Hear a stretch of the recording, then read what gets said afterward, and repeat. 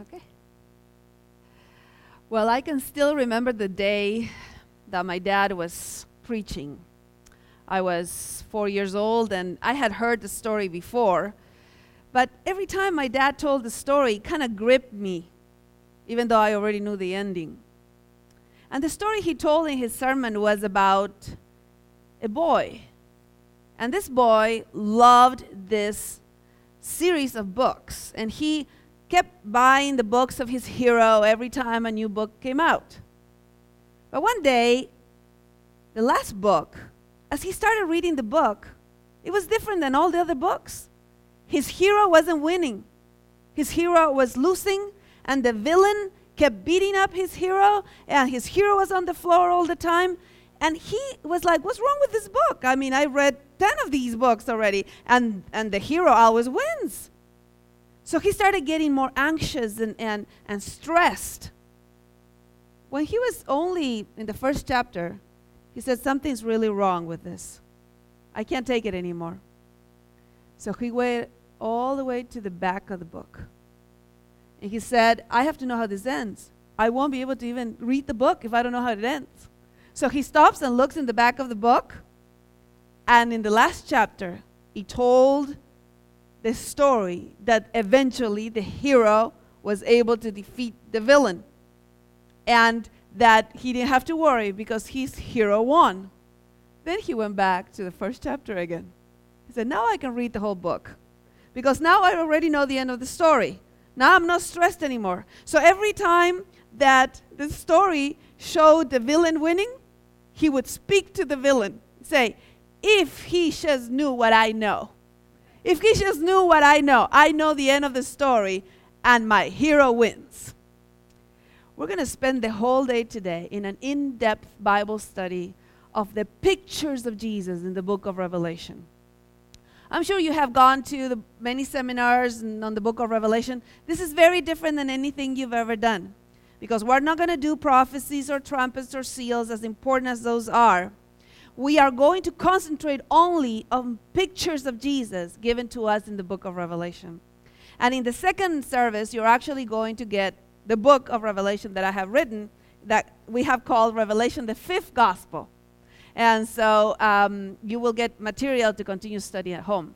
But as we start now, and you don't have your book, you're going to need Bibles and paper and pen, because we're going to go in depth. So it would be great if you take notes from the very beginning. And we have our ushers. If you don't have anything to write on, please raise your hand and you'll get paper and pen. And we might need more ushers and more people to help our ushers. So if anybody feels like walking and helping, that would be great. So we're going to spend a moment here waiting for everybody to get their paper and pen. We have something for you to write and to write on. So you need a Bible, paper, and pen for this first series of Sabbath School.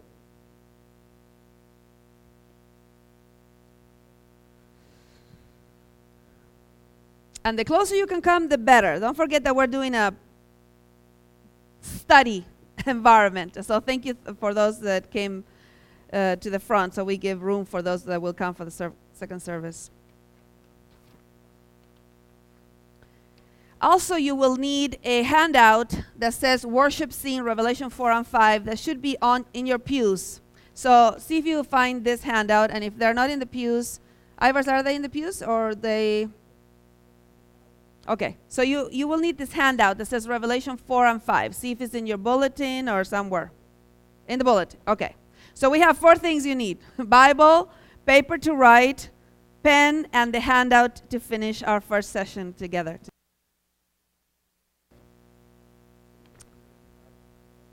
If somebody's missing the handout, this is the moment.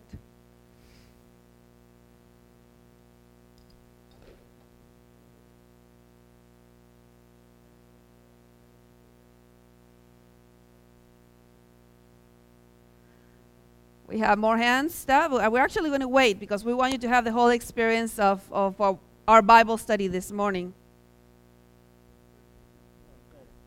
Very good. Thanks so much for your help.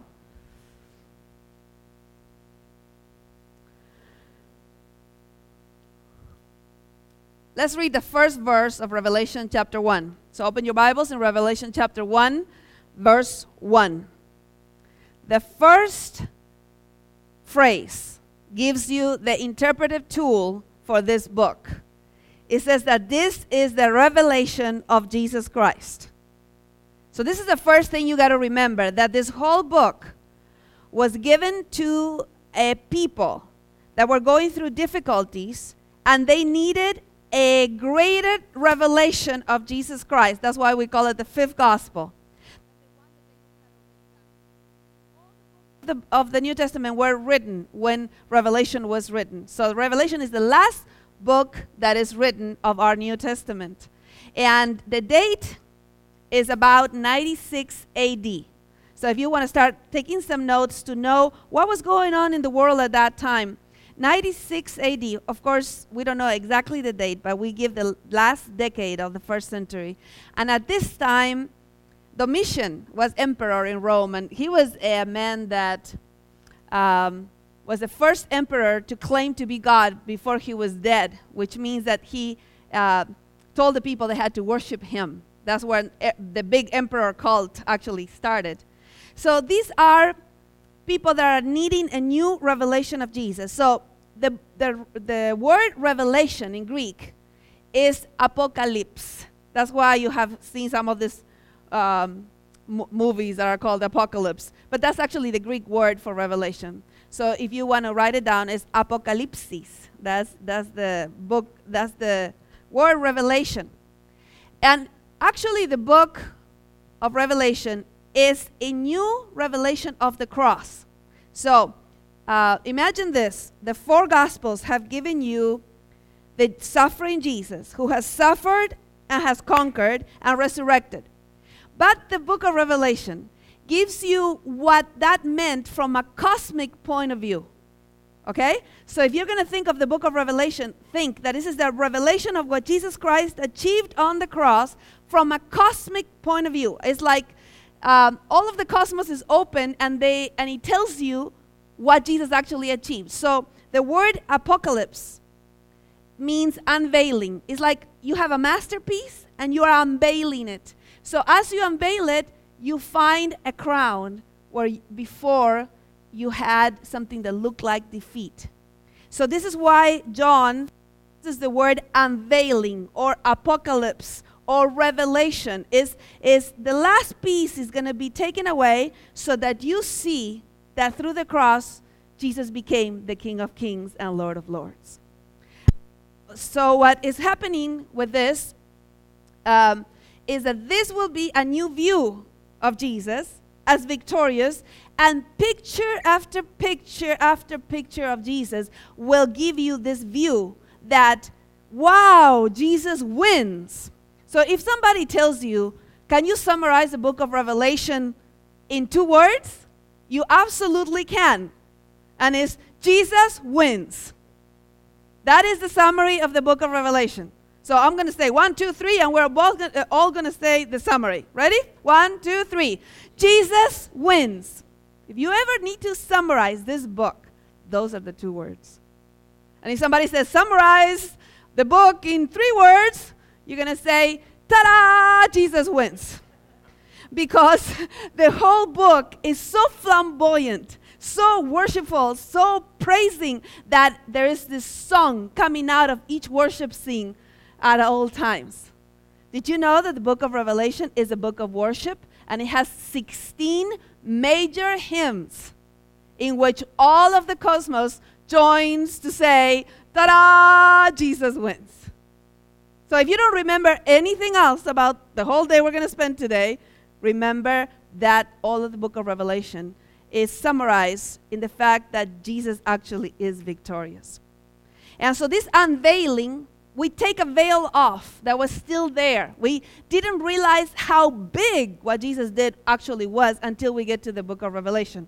And like the boy of the story, we have the last word of the Bible. And because of that, I'm going to give you some numbers. So let's write them down. Revelation has 404 verses. 404 verses in the book of Revelation. But it has more than 518 allusions to the Old Testament.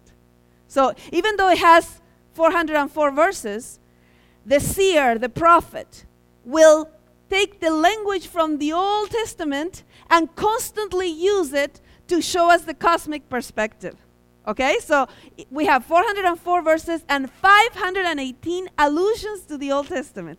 So you're going to get the plagues again, you're going to get Exodus again, you're going to get Passover lamb again, you're going to get Babylon again, you're going to get exile. So you're going to get everything that was in the Old Testament explained now in the cosmic view. That, ta-da, Jesus wins. So that's what the book of Revelation does. The book of Revelation tells you the ending from every perspective in the universe. And so now, hopefully, you can go through difficult times, go back to the first chapter, whatever you are going through in life today, knowing that you already know the end of the story. That's why the book was so encouraging for these Christians in the first century.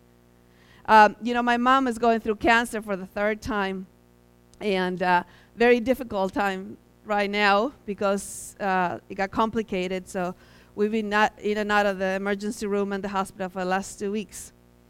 And the other day I was doing the camp meeting in Idaho, and she says, on the way to the emergency room, isn't it great to know that the enemy is defeated and we already know how our life ends?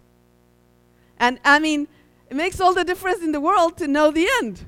Now you can go through whatever you need to go through, knowing that you already know the end, and it's 2 words. What are the 2 words? Jesus wins.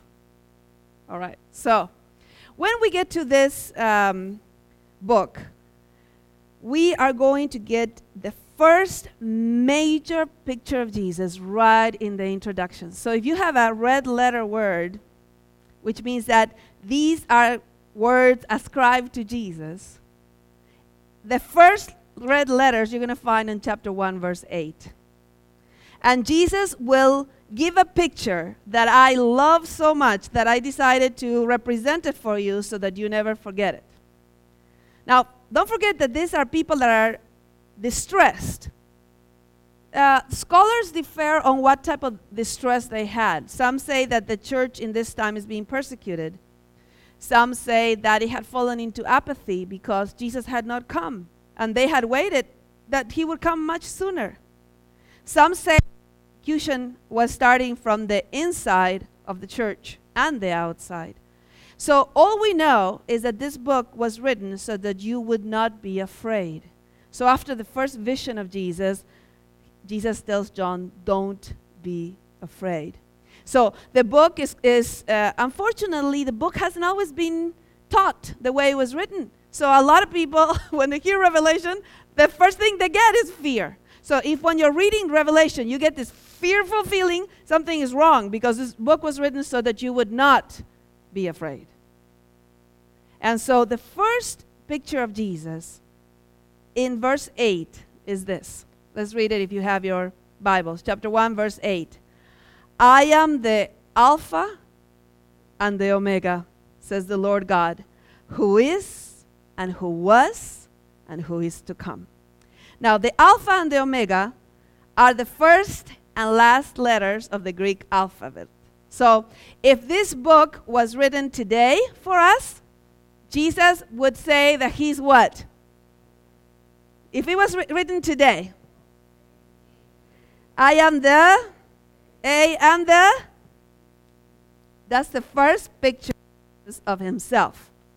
I am the A and the Z.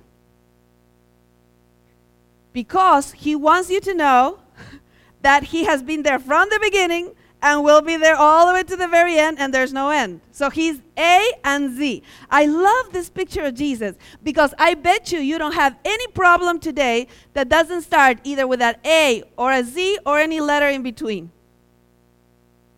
So choose any problem that you have today, and I bet you it starts with a letter that is either A or Z or any other letter in between. So the first picture of Jesus is, hey, I got you covered from beginning to end and the whole thing in between. I am the Alpha and the Omega. And then he gives you 3 directions, just in case you want to look to the past, to the present, or the future. The one who is, and the one who was and the one who is to come. No matter where you're going to look when you cross the street, Jesus says, I'm there. So this picture of Jesus, that he is the Alpha and the Omega, will be many times repeated in this book, because he uses other words. For example, let me show you a few more. By the way, the first chapter is filled with pictures of Jesus. But he uses the beginning and the end, the Alpha and the Omega. So I'm going to start reading chapter 1, verses 1 to 8, just so that you see how rich the introduction to this book really is. The revelation of Jesus Christ, which God gave him to show his bondservants the things which must soon take place. He sent and communicated it by his angel to his bondservant John. Verse 3, this is the first of 7 Beatitudes. I don't know if you knew that the book of Revelation is a book of Beatitudes and worship. It has 16 hymns and 7 Beatitudes. You know the Beatitudes we have in Matthew? Well, Revelation has 7, and the whole book is structured around the 7 Beatitudes. And this is the first one. Beatitude means that you're blessed. So this is the first one, verse 3. Blessed is he who reads and those who hear, which I love. And let me tell you why it's so important. Because at that time, not everybody read like we do now. So the blessing is for the one who will read this aloud, and for all the community that will hear when he's reading. See, it's singular, the person that is reading, and it's the community that is hearing. Blessed is he who read and those who hear. See the pronoun change? It's very interesting. Because in the first century, many times people didn't read, and they needed somebody to come and read to them. And here God says, I'm going to give you a revelation that is so important that somebody needs to read it and the community needs to hear it. And it will be sent to the 7 major postal cities in Asia Minor. So this is not just that he chose 7 cities. He chose the 7 greatest postal services in Asia Minor to make sure this letter goes to everybody and make sure that somebody it in your church so that your community can hear it. So when he says, blessed is the one, we now realize we're about to get a new revelation of Jesus. And the first one comes in verse 4. I'm going to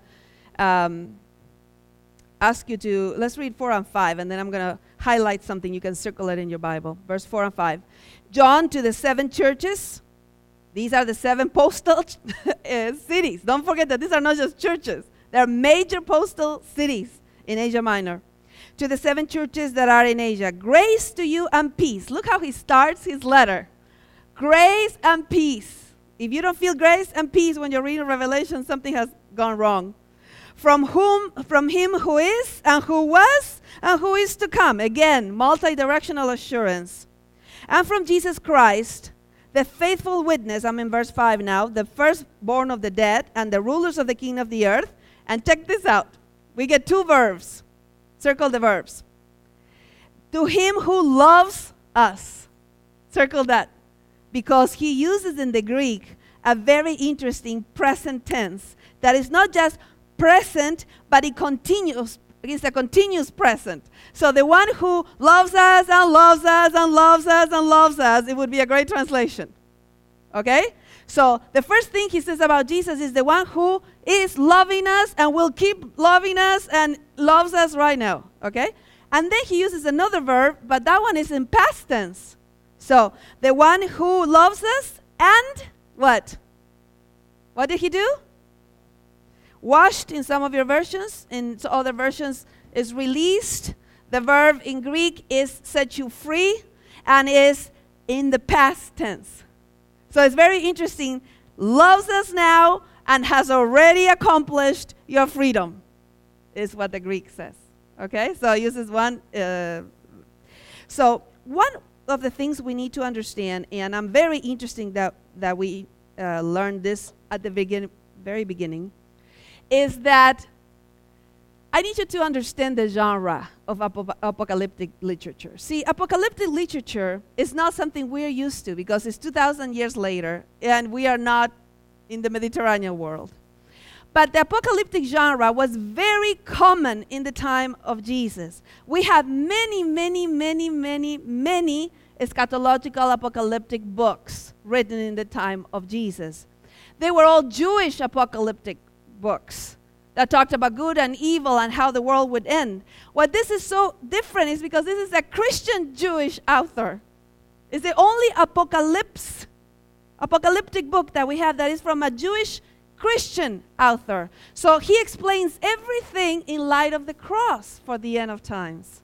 That was the biggest difference between the other apocalypse out there. And I want you to know what the genre looks like. So let's write this down. The apocalyptic genre is symbolic. So that's the first thing you need to know. The apocalyptic genre uses symbols, colors, and numbers to convey great truths. Okay? And the fact that this is a symbolic book is explained by Jesus himself in the first chapter. So chapter 1, verse 20, for example. I'm going to give you an example. As for the mystery of the 7 stars, which you saw in my right hand, and the 7 golden lampstands, the 7 stars are the angels of the 7 churches, and the 7 lampstands are the 7 churches. So Jesus himself says, look, you're going to see a lot of symbols that mean something else.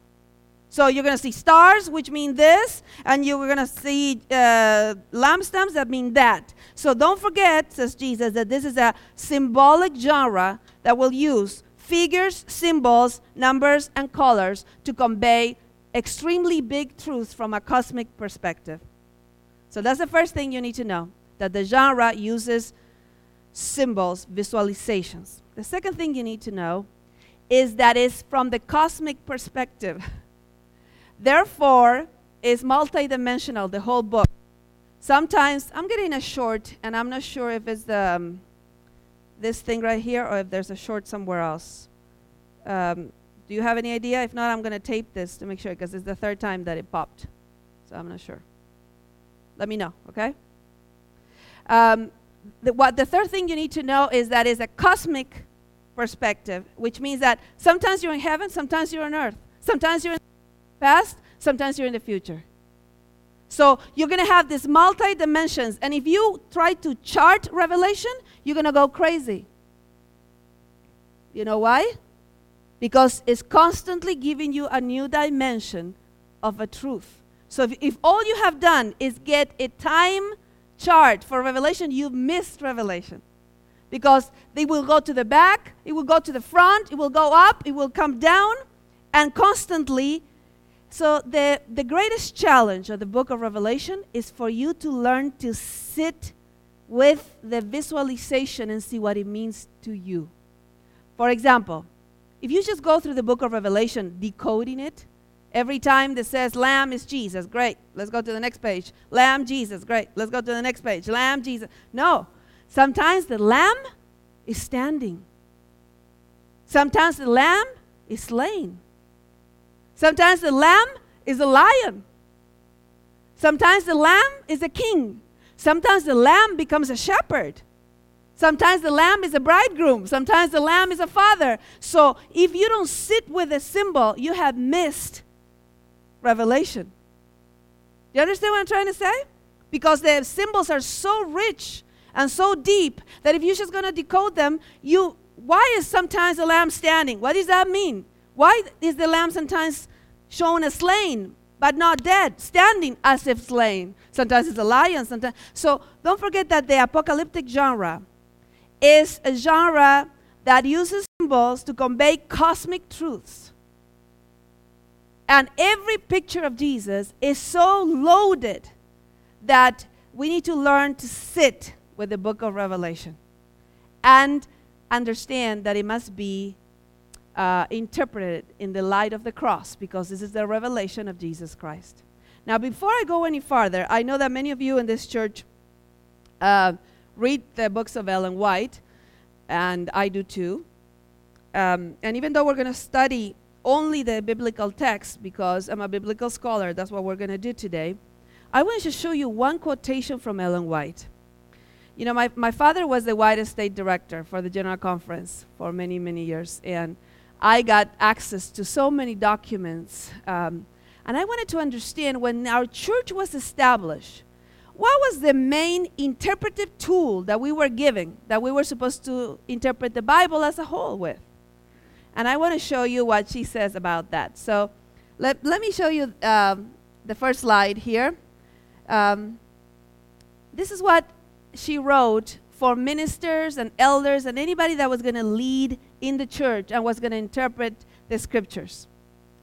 The sacrifice of Christ as an atonement for sin is the great truth. It's very important, the definite article. The great truth around which all other truths cluster.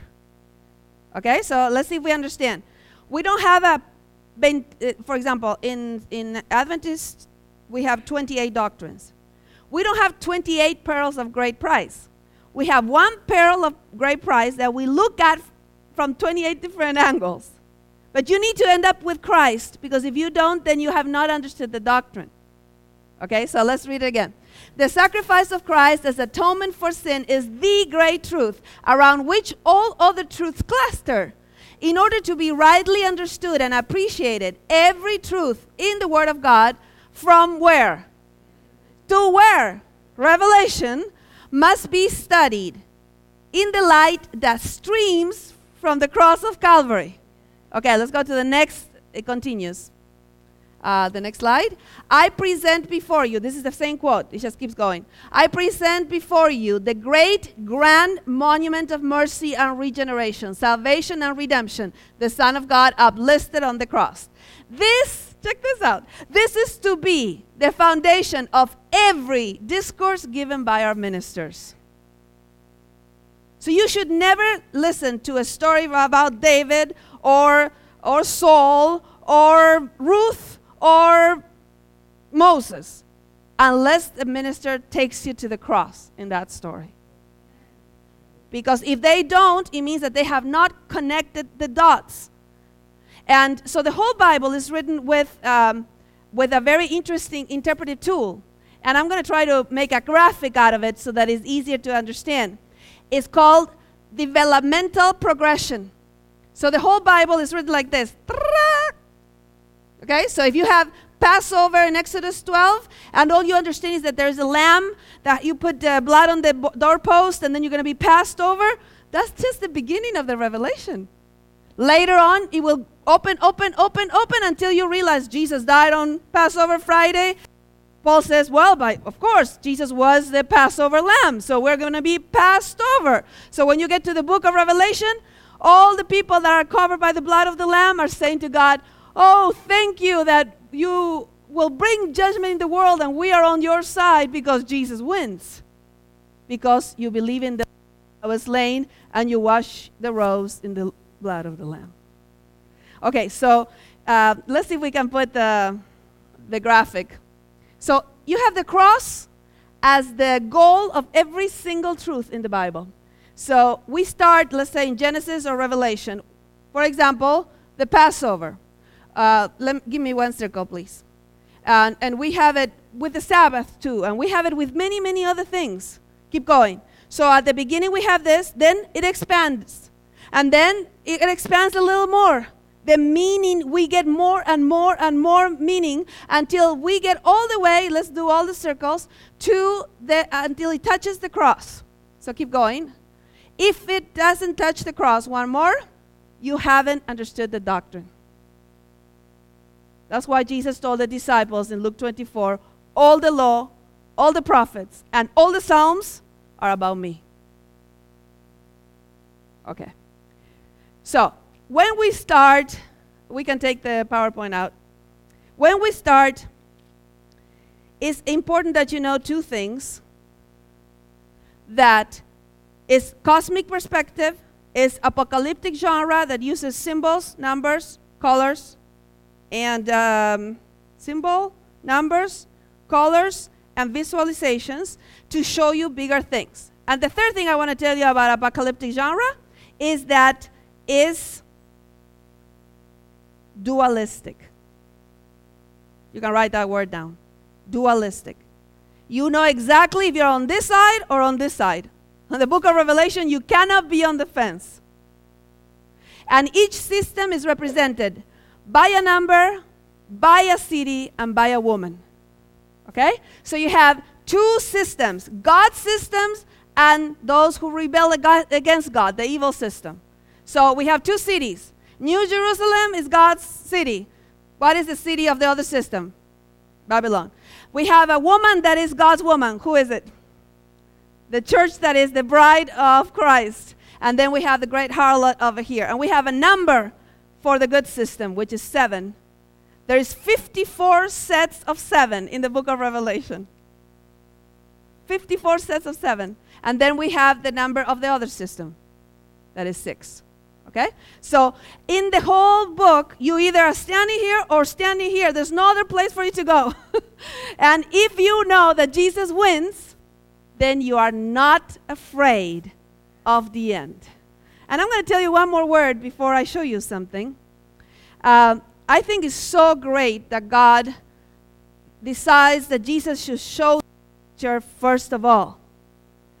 The Alpha and the Omega, the A and the Z in our ABC, because he also uses another word that everybody uses and they're not sure what it means. He says, I am the first and the last. And you know what the word last is in Greek? Eschatos. And we get from that a big word, eschatology. So a lot of people talk about eschatology, which means the last day events, but they don't talk about the eschatos, who said, I am the eschatos. So when you're talking about eschatology, make sure you're talking about the one who said, I am the first and the eschatos, the last. See, it's very different to look at the book of Revelation and say, I'm going to tell you about the signs of the second coming of Christ. Or tell you, I'm going to tell you about the signs of the second coming of Christ. See how different that was? One focuses on the revelation of Jesus. The other one almost feels that Jesus is in a corner of the book. Okay.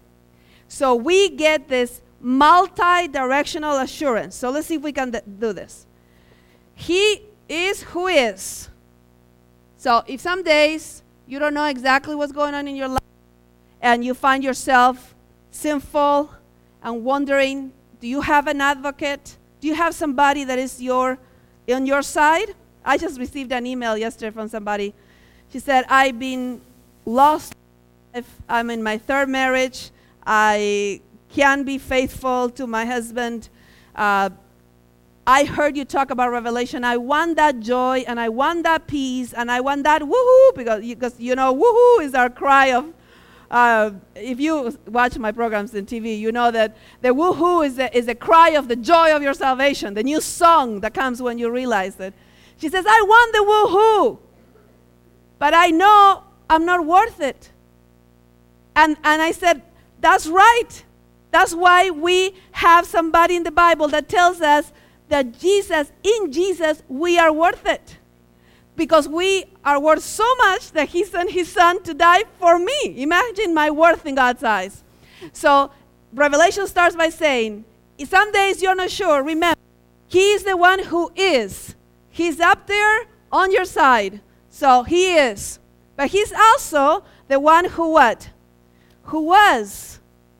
So the days that you're feeling very vulnerable about your past and the things you've done and all of that, remember, he gives you that assurance. I've been there too. I'm with you from the beginning. And the days that you get uncertain about the future, which I understand. I mean, my mother's going through cancer. Some people that I know have lost jobs. Some relationships are on the rocks. And we don't know what's going to happen in the future. God says, hey, I'm there too. I am the one who is and the one who was and is to come. So there's no place you can look where I'm not going to be with you. So if you get that, you get this multi-directional assurance from the very beginning of the book of Revelation. I'm the Alpha and the Omega. I'm the Genesis and the Revelation. I'm the first and the last. I'm the whole thing and every letter in between. And no matter where you look when you cross the street, I'm there. I'm the one who is, and the one who was, and the one that is to come. Of course, we're going to go woohoo. Of course, we have a new song in the book of Revelation that everybody's singing. Everybody sings a new song because it's the new revelation that the one who had died actually is the victor in the cosmos, not just for our little world here. That's why we summarize Revelation in 2 words. What is it? And if you have to do it in 3 words? Ta-da! Jesus wins. We have to, until you don't get the joy of your salvation, you didn't understand the pictures of Jesus in Revelation. Now, we're going to watch a video of the first vision of Jesus that John gets. We're going to need to turn off the spotlights for this one because there's some dark places in the video. And then we're going to go to the second picture of Jesus that we're going to study during Sabbath school. So we are a little rushed, but I think we'll make it. The second part, we're actually going to experience it today together. Open your Bibles in chapter 4 of Revelation. These are the first 2 hymns we have. I think it's so incredible that after Jesus reveals himself as the Alpha and Omega, he says, do not be afraid. And you might want to actually underline that in chapter 1. This is on verse 17. After the first vision, he says, do not be afraid because I'm the first and the last. So the whole book is written so that we are given a glimpse of the last chapter of the world's history so that we can go back and live our daily lives. Just like the villain and the hero of my story at the beginning. So in chapter 4, we see the first incredible hymn. Now, before we go there, I want to tell you 2 things that are very, very, very important. There is a pattern in the book of Revelation called hear, then see. Write it down. Hear, then see. This pattern is important so that you know that always John hears something, and then when he turns to see what he hears, he sees something else that is much greater than the first thing. For example, in chapter 1, he hears a voice. When he turns, he sees Jesus and the 7 lampstands. Okay? In this chapter that we're going to see now, he hears that the Lion of Judah has conquered. When he turns to see the lion, he sees something else. What does he see? A lamb that was slain. So there is a pattern in the book of Revelation that you have to know, that he hears something, turns to look at it, and it has been added in meaning. For example, the 144,000 is like that in chapter 7. He hears the number of all those who will be saved, the complete Israel, 12 times 12, 144,000. He turns to see it, and is a great multitude that no one can count. Okay, so there's always this pattern that he hears something. When he turns, he sees something much greater in meaning. Okay, so we're going to need that for this first 2 hymns. Chapter 4 is a hymn to the Creator who created all things. It's a wonderful hymn. And it starts with a paradox. Chapter 4. After these things I looked, and behold, a door standing open in heaven. This is so important because the last thing we saw in chapter 3 was Laodicea with the door closed. And Jesus knocking at the door in the last 3 verses of chapter 3 to see if we will open it. But then he's taken to heaven, and it's shown that from heaven's point of view, the door is always open. And I just love the juxtaposition of the closed door and the open door. So it starts with chapter 4, verse 1. After these things I looked, and behold, a door standing open in heaven. And then we get all these covenantal visualizations. We get rainbows, all kinds of language from back in the Old Testament on the covenant, okay? So the first voice that I had heard, like the sound of trumpets, etc., showed me the throne. Verse 3, and he was sitting, was like a jasper stone and sardius in appearance, and there was a rainbow around the throne, like an emerald in appearance. So we have all these incredible visualizations of the Creator. And there's a song that we're going to see in a moment. On verse 11, Worthy are you, O Lord, our God, to receive glory and honor and power, for you created all things, and because they exist, because you created them. And then something happens. I don't know if you ever had really bad news that made you cry. And I'm not going to ask you to raise your hand, but news where you are absolutely hopeless. This happens in chapter 5. He's shown all of creation and what God had designed for the universe, and all of a sudden, there's a scroll that holds the whole history of the world.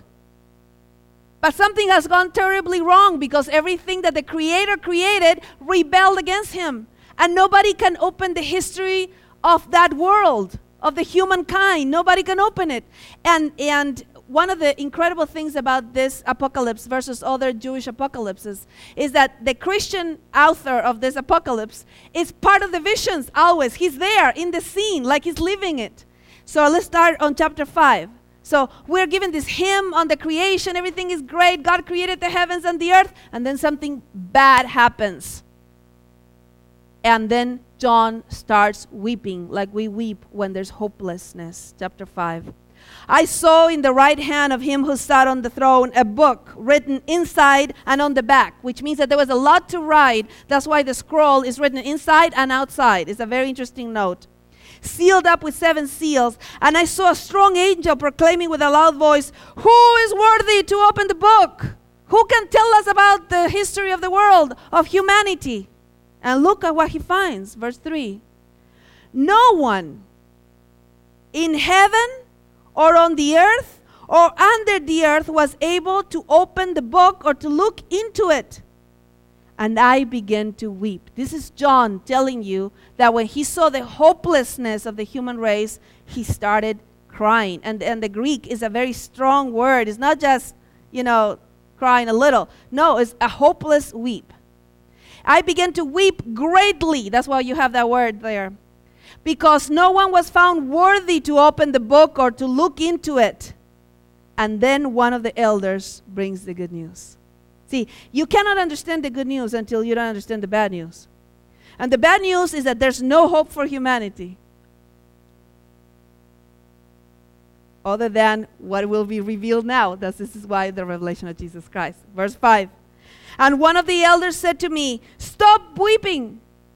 Behold, the Lion that is from the tribe of Judah, the root of David, has overcome." And this is a very interesting statement, because usually you find the sentence with a direct object. He has overcome death. He has overcome fear. He has overcome sin. But this one has no direct object. The Lion of Judah has overcome, period. How do we summarize the book of Revelation? Jesus wins. Here it is. The Lion of Judah has overcome, period. And then when he turns to see the lion, remember, he always hears something, and then he turns to see it. Verse 6, and I saw between the throne with the 4 living creatures and the elders a lamb. But the lamb is not dead. How is the lamb? Standing. Every time you see the lamb in the book of Revelation, it's standing because it's alive and victorious. But you're given a very interesting detail in this picture of Jesus. He wants to see this lion that has conquered. He wants to see this warrior that was able to open the seals and give the history of the world. And he turns to look at the lion, and instead he sees the lamb that is standing, very much alive, but has signs of having been slain. And then the new song starts. We have called this whole series a new song, because the new song is repeated many times in the book of Revelation.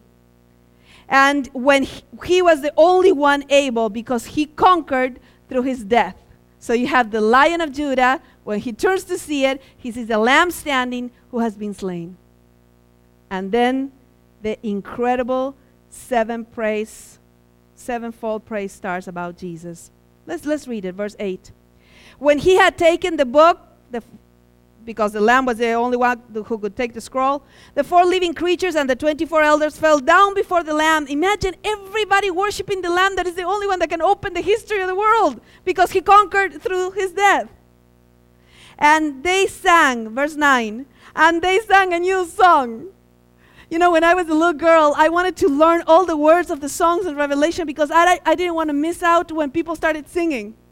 You know, I wanted to have the woohoo. Everybody seemed to be so joyful when they praised Jesus.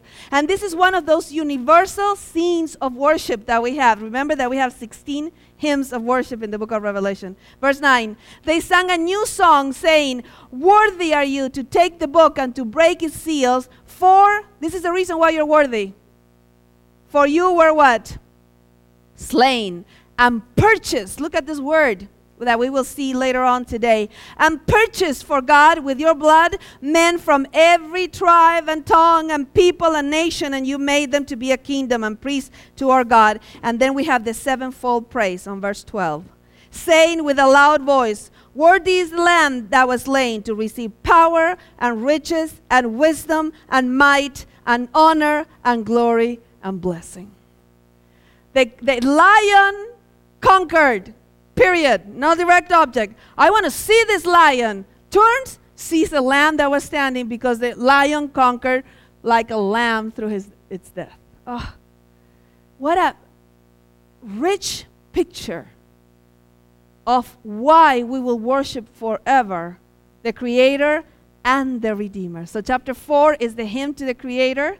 Chapter 5 is the hymn to the Redeemer. And this worship scene is so rich that I wanted you to experience it as they experienced it in community when they read Revelation at that time. As we said, one would read and there's so many voices, etc., etc.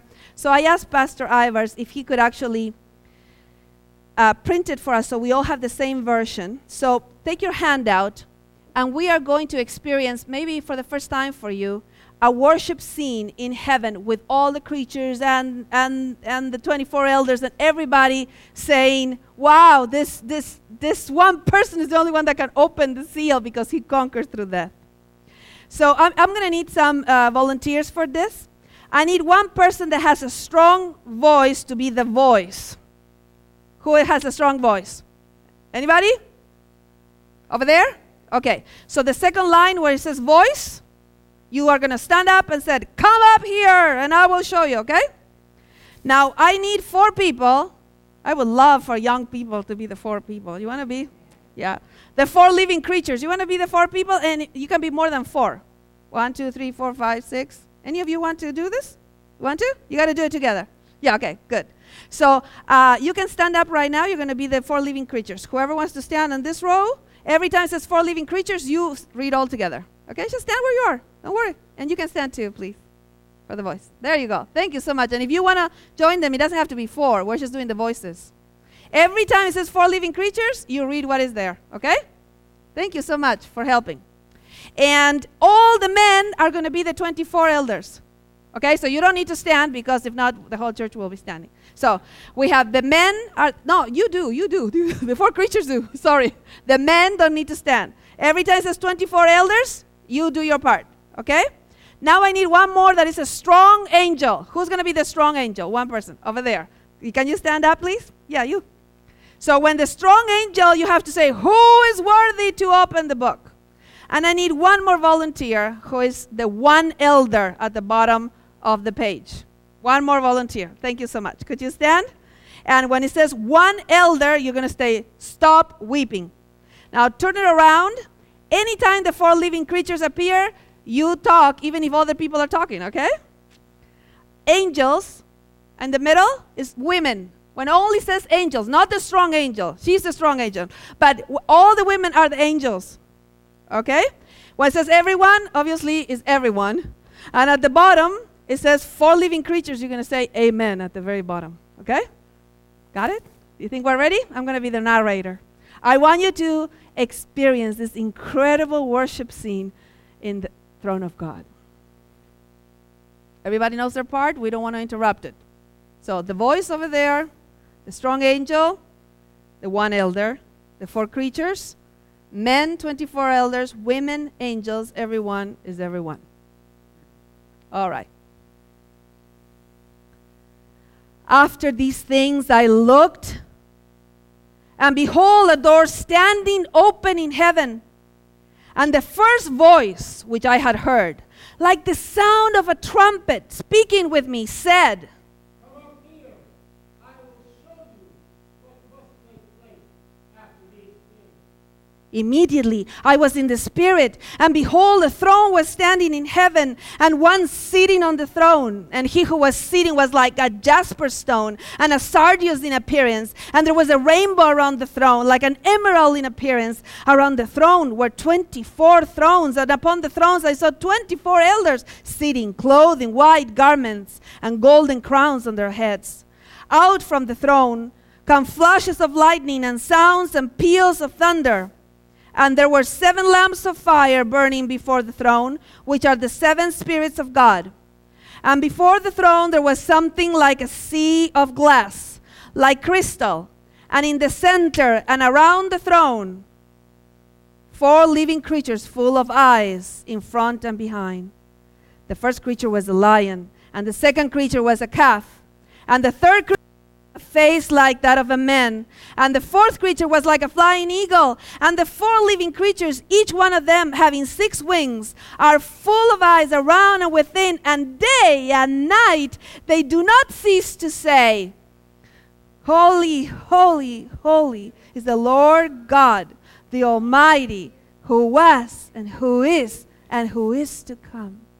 And when the living creatures give glory and honor and thanks to him who sits on the throne, to him who lives forever, the 24 elders will fall down before him who sits on the throne, and will worship him who lives forever and ever, and will cast their crowns before the throne, saying,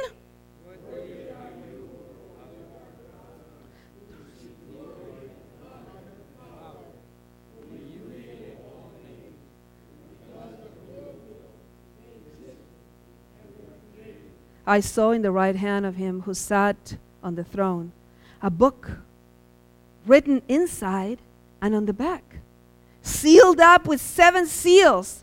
And I saw a strong angel proclaiming with a loud voice,